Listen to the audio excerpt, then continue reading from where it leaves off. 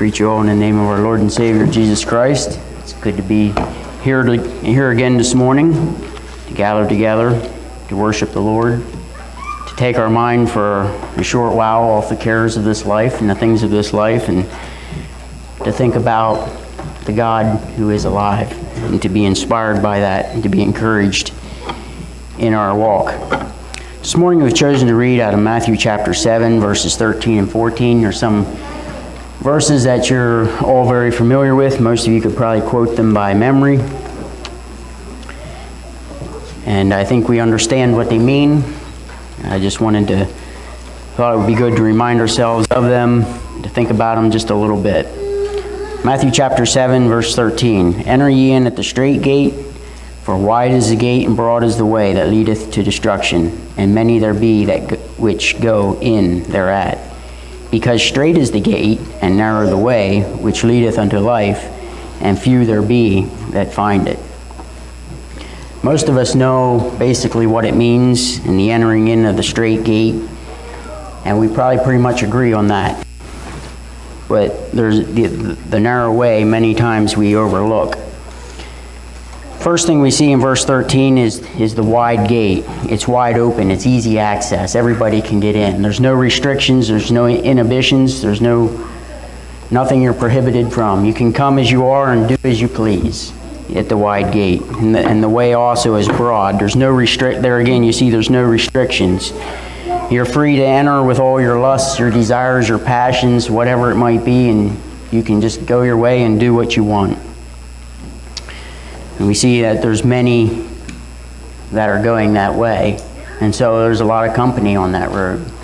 It's a party, if you will. It's all fun and games, so to speak. But we see where it leads. In the end is destruction or death, or we would understand an eternity in hell. The second verse, verse 14 there, he says, but strait is the way, or strait is the gate, and narrow the way. The word strait there literally means narrow. It's restricted. There's limited access. You must leave everything behind to enter this gate. You must be willing to give up everything to enter this gate, in the sense that you are willing to give it up. You know, Jesus said, how hard will it be for a rich man to enter into heaven? Why? Because he has to give up his riches. He has to be willing to give up his riches for the cause of Christ to enter into that way. The way is narrow. The word narrow here means to suffer affliction or to be troubled. And you see it's hedged in by the commandments of God. It is restricted. You cannot do as you please, but we have to yield up our will to God to stay in or to stay on this way. I had just a couple of observations about the narrow way. It's at the strait gate and the narrow way. It's a two-step process. First of all, we understand that the strait gate is conversion and regeneration through Christ, and that he provided that for us on his death. We must have the new birth, and we must have a new heart and a new spirit if we're going to enter into this way. But then we know from experience that we're not immediately at heaven the moment we commit our lives to Christ. And sometimes we think, well, we've said the sinner's prayer, we've joined the church, and now we're good to go. In a sense, we are.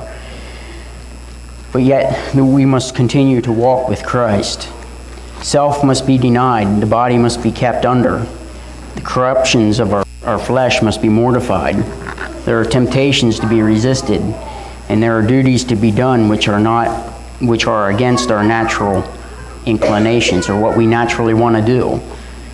We must endure hardness, as Paul tells us, as a good soldier. We must wrestle, and we must be in agony. We must watch in all things, and walk with care and circumspection. You see, there's a lot of things that we have to do. There's a lot of things we cannot do. It's a narrow way. It's very confined. It's not a life of pleasure, and as many would preach in the modern day, that having your best life now. In a sense, it is the best life, but it's also a very hard life. It's hedged. It isn't And even as we walk this way, then we're also going to suffer many tribulations. And as it already said here, it is an afflicted way. It's hedged with thorns. Our bodies and our corruption, our sin nature remaining in us make this way very difficult and very challenging. But as we continue to grow in grace and become more like Christ, as we live from day to day, and as we abide in Him and walk in His guidance in the way that He has shown us in His Word, it becomes easier and more pleasant, but yet it is still hard, a hard road. And because it is a hard road, few there be that find it, which also makes it at times a lonely road. We all like to be part of the crowd. We all like to have fun. We all like to be accepted and thought well of others. But what he tells us here is few there be that find it. That means there's going to be those who are not going to speak well of us. There's those that are not going to think well of us. Those that are going to persecute us for what we stand for and because of what we believe. That makes it a hard road. It is indeed the way of the cross. As we've read over that recently, Matthew chapter 16, if any man will come after me, let him deny himself and take up his cross and follow me. For whosoever will save his life shall lose it, and whosoever shall lose his life for my sake shall find it. What shall a man be profited if he gain the whole world and lose his soul? Or what shall a man give in exchange for his soul? So how does this help us this morning? Well, hopefully it causes us to do a little bit of introspection, to see where we are in this way, if we're following it as we should. As we sit and listen to the message that our brother Davey's going to bring before us this morning, let us look each and every one into our own lives and see how we are following the narrow way, how we are following after Christ, and if we're living according to His commandments in the way that He would have us to go. It's not a way that's always pleasing. It's not what we necessarily want to do physically. Hopefully in our spirits and in our spiritual man we want to. But we have to fight against the flesh throughout this whole life. There's one hymn I often think about a lot from time to time as you meet different challenges and situations. And that's 402 in the Red Book, The Way of the Cross Leads Home. It says, I must needs go home by the way of the cross. There's no other way but this. I shall never get sight of the gates of light if the way of the cross I miss. You know, we all want to see heaven someday. We all want to end up at heaven, at those gates. We all want to hear those words, well done, my good and faithful servant. But we're never going to get there if we miss the way of the cross. It's a way of suffering in this world. But we know that it leads to heaven. And as we face these challenges, as we face these trials, as we face temptations from time to time, and we struggle through these things, we can have comfort in a couple things. First of all, that we know that Christ has walked this way before us. Sometimes we think of Him in His earthly walk and His earthly journey as it being easy for Him. But Paul would tell us He was tempted in every point, just like we are. He faced the same things we face in the challenges and having to resist His own will and yield His own will to God, just as we do. So we know that He knows our troubles. He knows our trials. And we can also take comfort in the fact that it leads home. It leads to heaven. It leads to an eternity of joy and happiness, as compared to the broad way. You know, we can have joy in this life, or we can have joy and happiness in the world to come. And that's what we each have to make, and hopefully we are all on the way of the cross, and as we go forth from day to day, we're striving to follow after God and His will and His ways. With no further thought, Michael Unks, will you lead us in a word of prayer? Holler and shout, amen, our God is alive. And you know, in a world that seems like it's out of control, we know that our God is in control. And then we know that He'll never leave us nor forsake us. No matter what situation comes our way, our God is alive. And He loves us, He takes care of us, and we should praise Him with all our heart. July 15th, 1988. was our first service here in church. And that would have been Wednesday. It would have been 32 years from our first service here in this church. And I had to think about that. You know, when we were worshiping over in the school basement, and we were really anxious to get back, get into this church. We started building it in September 28th of 1987. And you know, we kept coming along, and sometimes it was going slow, and sometimes it went fast, some of the different projects. And we thought, well, sometimes it seemed like it's going to take forever. But you know, we kept working at it, and here we have a building 32 years later, and it's still going. But you know, it takes maintenance. We already put different things. We painted and different things in this church to keep this building good and sturdy and able to be worshiping there. And that's the way it is with the Church of Jesus Christ, the body of Christ. You know, we're going to stay in shape, keep everything up to shape and in good shape for that we might worship God and we might honor Him and we might glorify His name. And the same as with the virus, you know, we couldn't come to church. We were anxious to get back and to worship. And I hope this morning that we have that desire to worship God in such a way that we might feel His presence and that we might draw nigh unto Him. The word says that we draw nigh to Him, He's going to draw nigh to us.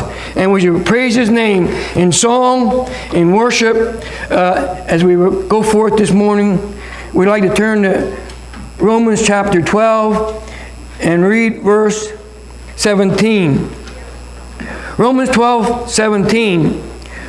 Recompense to no man evil for evil. Provide things honest in the sight of all men. We like to take that, what we call verse 17b. Provide things honest in the sight of all men.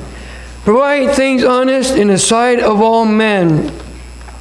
I'd like to really kind of get that saturated in your mind there, that we might provide all things honest in the sight of all men. Our very lives, our actions and our deeds, and the things that we say, the things that we do, it might be honest, and it might there be what God will be pleasing to. Paul said in 2 Corinthians 8:21, providing for honest things, not only in the sight of the Lord, but also in the sight of men. We're to provide all things honest in the sight of the Lord.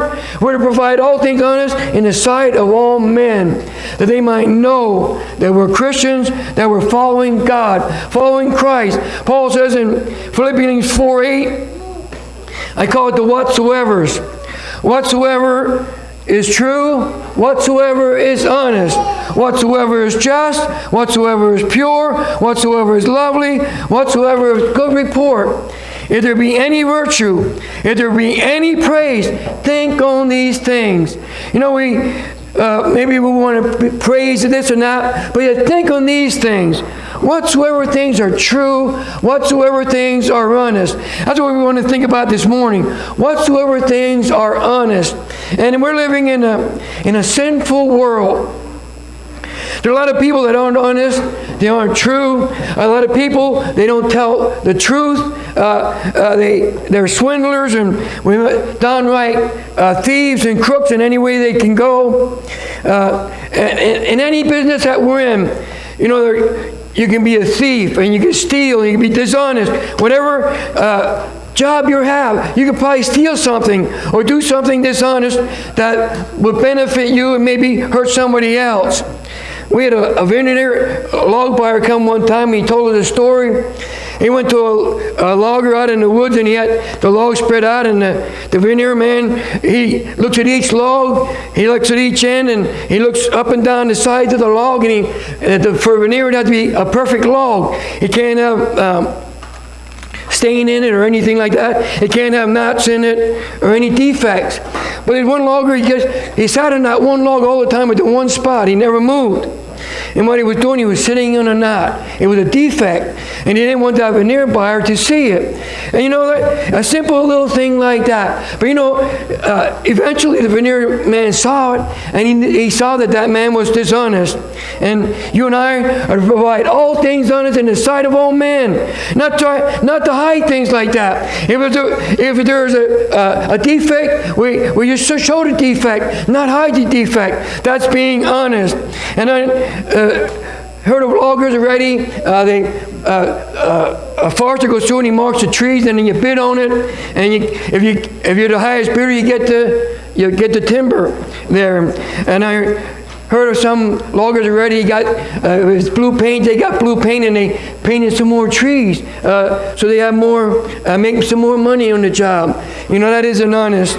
And maybe you might say, well, the forester he didn't calculate it right. We're coming up short, so they went and marked some more trees. It doesn't matter if the forester was short on his calculations or not. That's dishonest.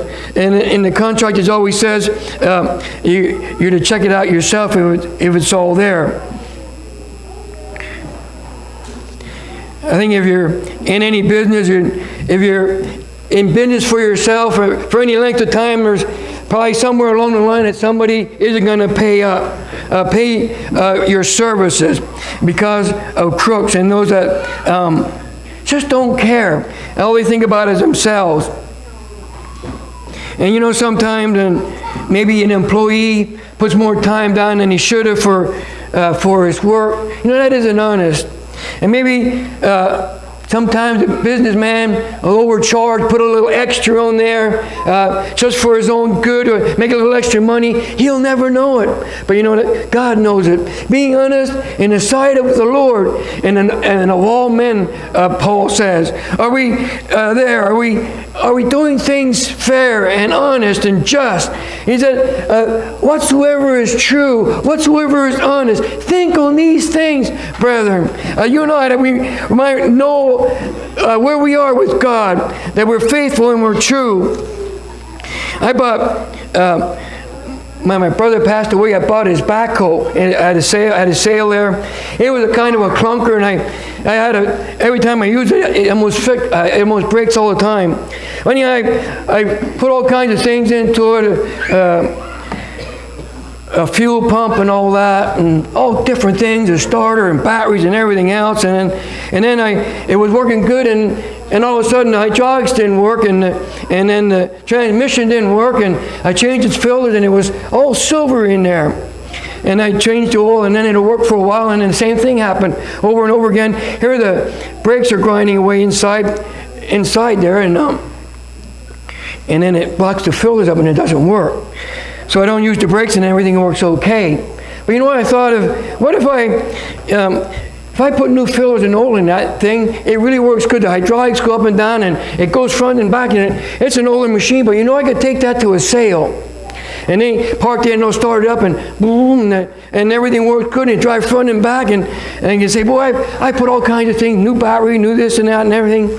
But I don't tell them that one thing, that you keep using the brakes, it's going to keep grinding away, it's going to block the filters up, and your machine's going to stop. If I would tell them everything but that and sell it to that, you know, that would be dishonest. And you know, you could easily do that. You have the machine going good, and you know, just at a sale, you don't use it much, and it will work for a little while, but eventually when they're working, it would stop. You know, it's kind of like they're selling a lemon as a peach. And you know, as we go forth in life, are we selling lemons there and saying they're a peach? Are we really honest? Is it all just for my own good? And you know, we in this world, sometimes the world rubs out on us. You know, everybody else is doing it. Matter of fact, I bought this machine at a sale or whatever, and look what I got, a piece of junk, and I didn't know it. So we do the same thing. But no, we're to provide all things honest before the Lord and before all men. Are we doing that? It's so easy to cheat and to steal and to be dishonest. Proverbs 21 says this, the getting of treasure by a lying tongue is a vanity, tossed to and fro of them that seek death. Of them that seek death. A lying tongue. You and I, are we lying? We would turn to James 5, there would speak of an employer there that cheated his laborers. And it starts out like this: "Go to now, ye rich men, weep and howl for your miseries that shall come upon you." And it says there, it goes on in verse 4, "Behold, the hire of the laborers who have reaped down your fields, which is of you kept back by fraud, crieth, and the cries of them which have reaped are entered into the years of the Lord of Sabaoth.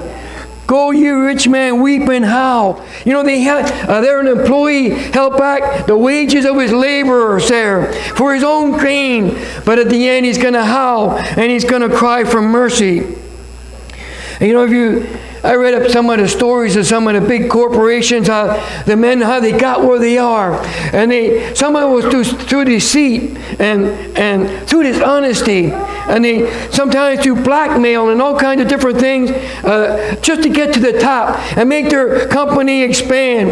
If you would, some of the real big corporations today, their leaders, some of them did a lot of dishonest things to get where they are. They actually put other people out of business so they could grow their empire and grow big. And none of us should have that desire in our heart to be that kind of a person. You know, years ago in the coal mines of Pennsylvania, going north here, they had child labor. Those boys, they had a pick through. They were stone pickers, or I forget what they call them. But they pick out the stone from the coal, and they had to use their bare hands, and their hands got raw. They couldn't wear gloves because then they couldn't feel, and things like that. All because of money and greed. And those boys were put through terrible things. Some of them got killed in the mines and all kinds of things like that, and same thing through factories. Would that being honest, they're having young boys like that, working like that. And then we wonder why some of the laws are today to protect them. There's a little produce stand on 443 just down from Kenny Wolf there. And they had a little produce stand out there, and you just got to stop in there with nobody there, and you get your produce and you put your money in. And you know what? They couldn't do that no more because people were dishonest. They weren't paying up. They were taking the produce, but they weren't paying for it. And that's what the kind of a world we live in. You can't trust people. I worked at a trailer plant one time over in Myerstown. It's out of business now. But the workers were stealing all the time. They were stealing things. One day I came out to the corner of the building, and there one of the workers he was dragging a big long rug out, and he threw it there, and the corner was way high. What he was going to do is, at the end of the day, when everybody was gone, he was going to come through the cornfield, he was going to drag that rug out and take it home. And all kinds of things they were stealing. So the company, they hired a man, and here he was an undercover cop. And it's called stations. When a metal frame comes in, that's station one, where they put the deck on, and every station when they put the walls up, and station when they put the roof on, and everything else. And this man started in the first station, and he worked through the whole station, this undercover cop. And the way they said it was, he was just learning all the different stations and all the material, so when he's in the office, he knows what's happening. But what he was doing was keeping an eye out on all the employees, and he was listening there what they're saying, and he was watching what they were doing. You know what? The Bible says, be sure your sins will find you out. You know, like that undercover cop was watching. God sees everything. Are we honest? Are we just there? And you know, when it was found out that at the end, when he went through all the stations, this guy that was stole the rug, he comes up to me. He was a motorcycle gang leader in his day. He grabs me by the thing. Hey, Unksty, I didn't steal that rug.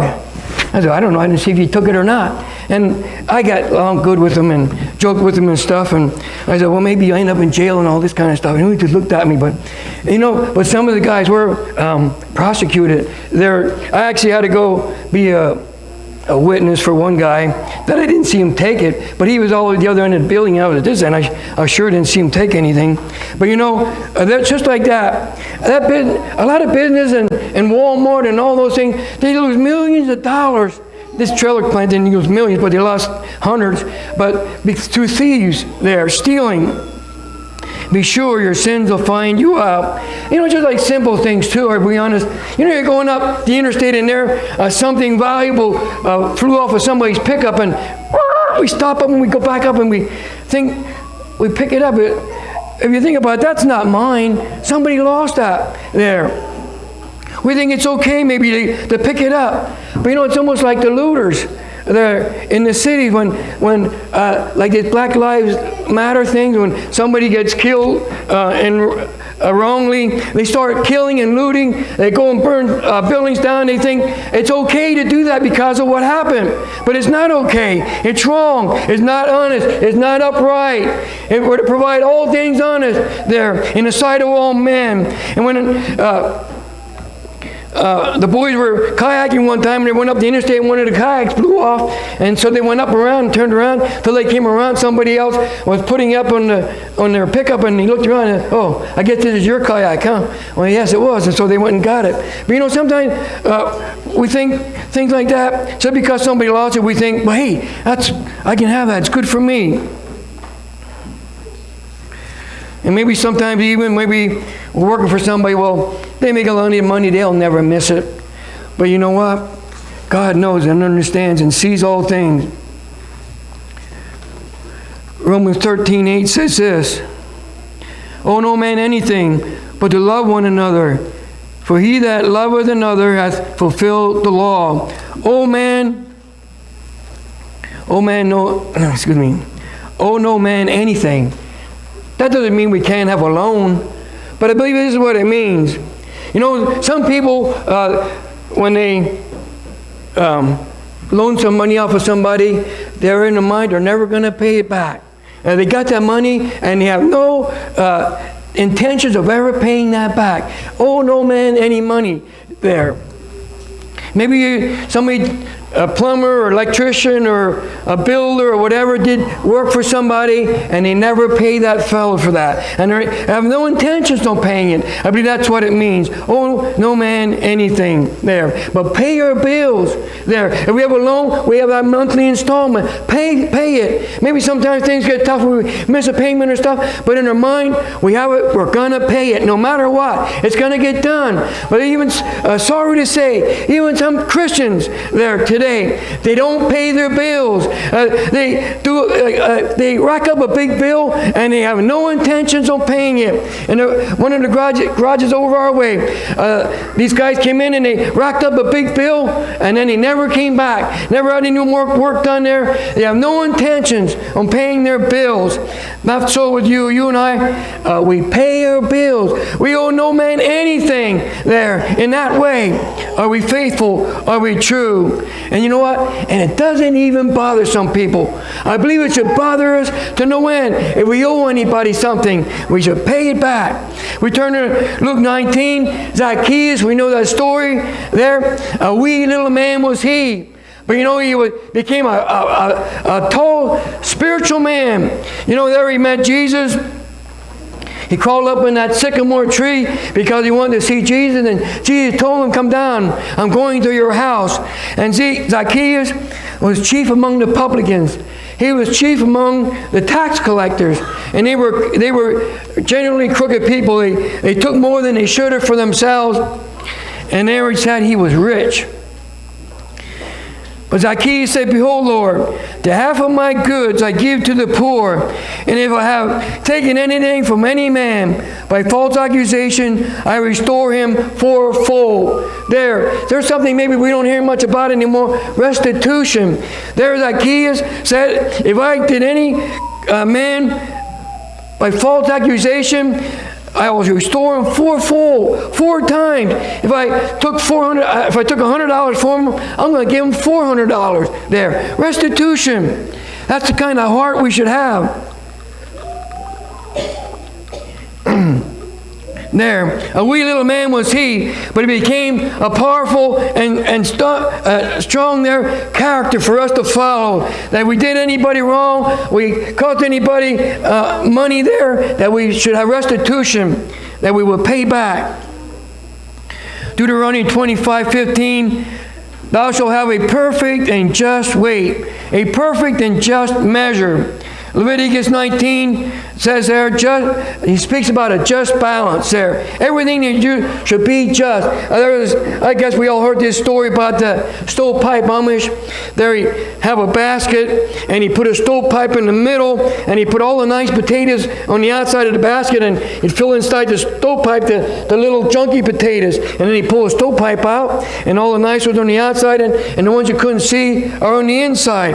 And you know, we as Christians, we shouldn't be doing that. We should be, and I say Amish, it could have been anybody. He wasn't a Christian kind of man. You and I are. You know, when we're, and just like in produce, our baskets full if we're selling them. And whatever we're doing, are we giving a just weight, a good measurement? Whatever we're doing, are we fair? There were two farmers. The one farmer was buying grain off the other farmer, and he agreed. I forget what the amount was. Let's say for easy, for $100 you can have a load of my grain. And the other farmer said, "Sounds good. I'll be over next whenever." And the guy came with his wagon, but here he put sideboards on. The sides that were supposed to be here, but he put other sideboards, and it was his side. So instead of being filled here, he got the wagon filled up here. And there was that fair? Was that honest? Was that just? No. And then they were brothers in the church. And this fellow was talking in a Bible study, and he was saying all the good things. And the one farmer that was dishonest was there talking, saying nice things in church. And then the other brother was in the back there, and he said, "Hey, brother, let down the sideboards. Let down the sideboards." And right away it clicked in his mind, I know what he's saying. And he was convicted. He was dishonest. You and I, are we putting on the sideboards? Let's take on the sideboards. If we're going to have sideboards on, let's make sure we're paying for it. We're paying for the extra. We're not swindling. We're not dishonest. We're fair in all we do. We're giving a good measure, and we're paying for what we're getting. We're not going to cheat our brother. We're not going to cheat anybody out in the world. We're going to do what's right. Proverbs 11:1 says, "A false balance is an abomination to the Lord." It's abomination when we give a false balance. But a good and just weight is His delight.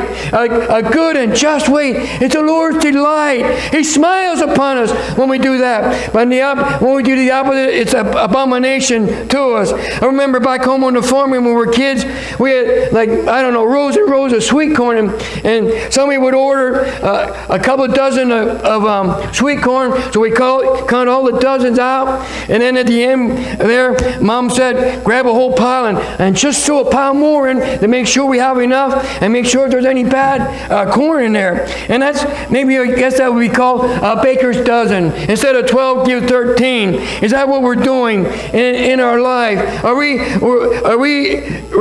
more ready to give and get less back than give less and us get more? Are we honest? Are we just? Are we upright? Whatsoever is true, whatsoever is honest, think on these things, the Word says, that we might be honest in all that our dealings are.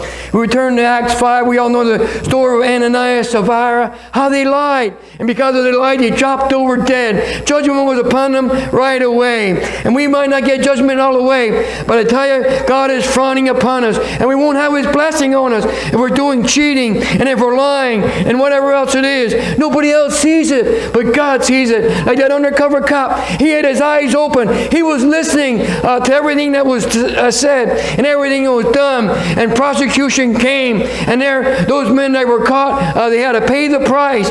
One day, if we're doing the same, we're going to pay the price. God, have mercy on us if we're dishonest and they're full of lies. But you know, got to say this too. There's none of us here that never told a lie. It's just the way we are. We're in that fallen nature. But you and I, we're to guard against it. Sometimes we say things and it ain't quite true, and we should make them right. Paul says in Ephesians 4, put away lying, speak everyone the truth, and to his neighbor, for we are members one of another. We're to speak truth one of another. Proverbs 12:22, lying lips are an abomination to the Lord, but they that deal truly are His delight. Colossians 3:9, lie not one to another, Proverbs 19:5, a false witness shall not be unpunished. He that speaketh lies shall not escape. A false witness shall not go unpunished, and a lying lips we shall not escape. Revelation 21, all liars shall have their part in a lake of fire. All liars shall have their part in a lake of fire. You know, we turn to Genesis 13, the story there about Abraham and Lot. You know, their herdsmen were fighting because their herds got so big. And then Abraham went to Lot and said, hey, we be brethren. And he said, here, if you go to the left, I'll go to the right. If you want to go to the right, I'll go to the left. You know, that's being fair. That's really being fair. So Lot goes up and he looks around. Boy, he looked down in the Jordan Valley. It was well watered and it was good. He said, I'll take that there. And it was fair because Abraham said that. You know, he pitched his tent towards Sodom, and we know what happened at the end. He lost everything. I have a little parable there kind of this way. There were two farmers in business together. And you know, they started squabbling. And they decided, well, we'll divide the farm, we'll divide the equipment. I just gave them the name Tom and Jerry. Tom, he kind of the head guy maybe there in the farm, and he divided things up. So Tom divided the equipment up, and he said, this is going to be my stuff, this is going to be your stuff, and then we'll take care of the land and everything. And then Tom got the new tractor, Tom got like the best equipment, and Jerry got kind of the old stuff. And then, you know, Jerry said, Tom, this ain't fair. Well, sure it's fair. And then they got the church involved there, and then the person, we'll just say one of the elders says to Tom, you think this is fair? You got the new tractor and this equipment, and Tom, you think this is fair? And then Jerry got the other stuff, and Tom said, yeah, that's fair. That's fair. I see it's okay. Then the elder says to him, okay, Tom, just switch it. You take Jerry's, and Tom will take yours. You know, just switch it. You know what? Tom said, well, oh, no, I don't want to do that. They said, well, what do you mean? You said it's fair. You should be able to flip it. You know, can we do that? When we're splitting something up, and when we have a pie there, is it fair? Are we doing things fair? Is it honest? Is it just? Whatsoever is right, whatsoever things are just, are we doing the right thing? Is it fair? Life isn't always fair, but we should at least do our best to be fair. It isn't always fair, but we should do our best to be fair. Is it fair? Why do we lie? Why are we dishonest sometimes? And why is it that way in the world? It's the same sin nature in it. Sometimes a lie is an easy way to get out of a tough situation, but it's all wrong. Sometimes we lie because of pride. You know, we lie to make ourselves sound better, and look at me, this, that, and the other thing. We stretch things a little bit, and you know, like the fish story, I caught this big fish and it was only little because of our pride. I can do this and that and the other thing. You know, sometimes with our pride, we don't want to admit that we did it. We don't want to admit that we said it. We don't want to admit that we did it, that we said it. We don't want to admit that we broke it. We don't want to admit that we lost it. Or whatever else it is, we don't want nobody to know. And there, because of our pride, we don't want to admit it. Maybe that we said it, we done it, we broke it, we lost it, or whatever. We didn't do it, I didn't break it, and yet we did. Maybe because of our pride, we tell lies like that. I didn't do it, but we did do it because of our pride. Or maybe because we're jealous. We say things that aren't true. Maybe because we're jealous of somebody else. We want to kind of tear them down a little bit. We want to put them down and put me up. Maybe because we're jealous of somebody at church or at work or at school or wherever it might be. We just tell a half-truth, and maybe we tell the truth just and spread it around so everybody knows the truth, and everybody doesn't have to know because we're jealous. Is that honest and just and right? Spreading gossip. And maybe sometimes maybe somebody's a threat to us. You know, and maybe at work, he's a threat to me. I could climb the ladder if it weren't for him. So we try to put him down. Maybe they were dishonest in the way we do it. And maybe at work, maybe even at church, maybe somebody's a threat to us that, hey, if he won't be here, I get advance or do this or that or the other thing. And maybe just like Daniel there, they were jealous of Daniel and he ended up in a lion's den, but God was with him. And so it is with you and I. Somebody's jealous over us, God will be with us there. Why do we lie? Sometimes we add a little spice to a story there. We lie just to add a little bit to make it sound better and make everybody listen a little bit more. Add a little spice, even though it might be a little lie, adding a little to the story. Maybe we tell a lie just to get ahead in business. Maybe to get a big job. We lie that we can do this, all kinds of different things, and we have no idea or the real things about it, but we just act like we do. That's lying. Why do we lie? It's the nature in us. We turn to 1 Kings 13. It spells there of a prophet, a man of God. He goes to Judah, down to Judah there at Bethel, and brings judgment upon them. And God says after you do that, He says you're not to eat there, you're not to drink there, and you're not to go back the same way you came. God said there, and if you do, you're going to be punished. And so he did everything God told him to do. He didn't eat, he didn't drink, and he was heading home a different direction. And here comes another prophet, an old prophet. And he said, come to my house there. Come and eat with me. And this man of God said, no, the Lord said I'm not to eat no bread, I'm to drink no water, and I'm supposed to go home a different way. And then the prophet, I'll call him the false prophet. He said, no, the angel of the Lord came and talked to me, and he said, it's okay, come to my house, eat and drink, and then you can go. So what did he do? He listened to that false prophet. And the scripture says, but he lied. But he lied. That prophet lied to the man of God. And what happened at the end? There, that man of God, because of his disobedience, because he listened to a lie, he says, a lion met him and he was killed. And then the false prophet cries out after he heard it, alas, my brother! Alas, my brother! When I think about that, alas, my brother, he's the one that caused it. He's the one that caused all the trouble. You know what does a lie do? It can bring a lot of hurt, a lot of pain, a lot of agony, a lot of suffering, a lot of heartache, confusion and mistrust, and in this case it even brought death there. And you know, this here false prophet was so moved because what he did, there he gave man of God his sepulcher, and he was buried in his sepulcher, and he told his son that when he dies, he wanted to be buried there with the bones of that man of God. There. Where do we stand? Are we just and are we honest?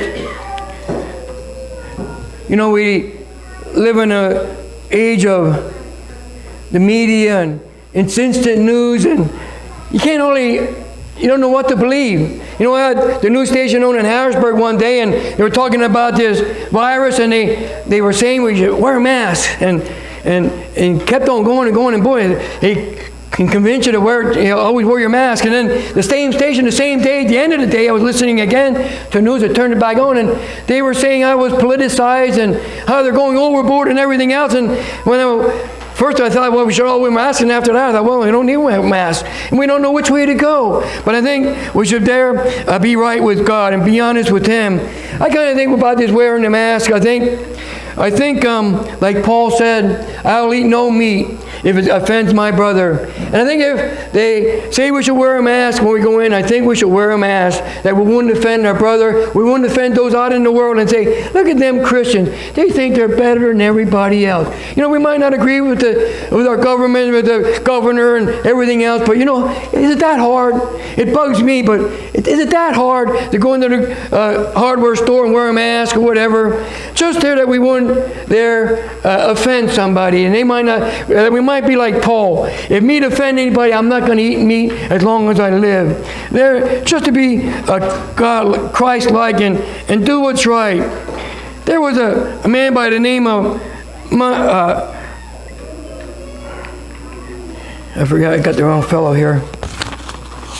Well, he was a tennis player. I forget what his name was. Anyhow, it was a big match. He was going to win a lot of money. And everybody figured he was going to win because he was good. So he was playing that tennis, and the other guy, the ball came across, and he missed it. And they thought it was out. The judges, they were watching, and they went out, and they called the umpire, out. And then this fellow won. But you know what he saw? He saw that thing hit the line. It was actually in. He's the only guy that saw it. And there, you know what he did? He went over to the judges and the umpire, and he said, hey, that was in. I missed it. And you know what? The other fellow won. And you know what? Through that whole thing, because of the way it goes, you know, if he wins this one and he goes to the next, and then it was said he lost thousands of dollars because of his honesty. He's the only one that saw it. No, it isn't. God saw it too. Same way with us. We can get away with a lot of things sometimes. You know, we're the only one that saw it hit the line. Nobody else saw it there. He could have went on, I won, victory. But you know what? He didn't win. And God saw it, and He saw it, and that's the way He said. Are we that honest? You know, sometimes to be honest, to be a Christian, it costs a lot of money. Are we ready to take the challenge? Are we ready to take the challenge? Provide all things honest in the sight of all men. Is that in our heart? Is in our very being that we're just plain honest? Just as I was thinking in this sermon, I was in a parts place, and I had a long box. It was about this long there, and it was open in the top, and I was waiting. A fellow went for me a little round light for the truck, and he went back in the back there, and there was stuff hanging there, and I was thinking about this sermon. I thought to myself, I could just pick this stuff up and stick it in there. Nobody'd ever know it there. And you know what? That goes on all the time. Nobody's around you. Nobody would ever know it there. And I don't know if you would be ever tempted, don't ever do that. I know I was just in the hardware store the other store. I had a tape in my pocket, and I wanted to measure something, see if that's the right size, and I got it out. I almost look around, I hope nobody sees me put my tape in my pocket. They might think I'm stealing or something. There. We got to provide all things honest in the sight of all men. One time I was shopping with my little boys, and they were with me, and they went around the corner. I saw this little truck, and boy, I paid like that. And I got it, and then he came around. I quick stuck it in my pocket so they wouldn't see I was getting it. And boy, that's dumb. So I quick put it on and put it right back on the shelf, and I thought, I'll just come back later. But you know, providing all things honest in the sight of all men. We don't want to get caught doing something dishonest, even if we did it unintentionally there. That we would shine the light for God. Brother Dennis read in there that we be on the straight and the narrow way. When the rest of the world's going the broad way, the dishonest way, when they tell a lie to get out of a tough situation, when they don't pay their bills, and they can buy this and that and the other thing that we as Christians can't afford because we pay our bills. Some people have all kinds of stuff there, way more than I do, but they don't pay their bills. And God sees those things. And God's going to bless you and I if we're faithful, if we're true, whatsoever is true, whatsoever is honest. Think on these things. May God add His blessing.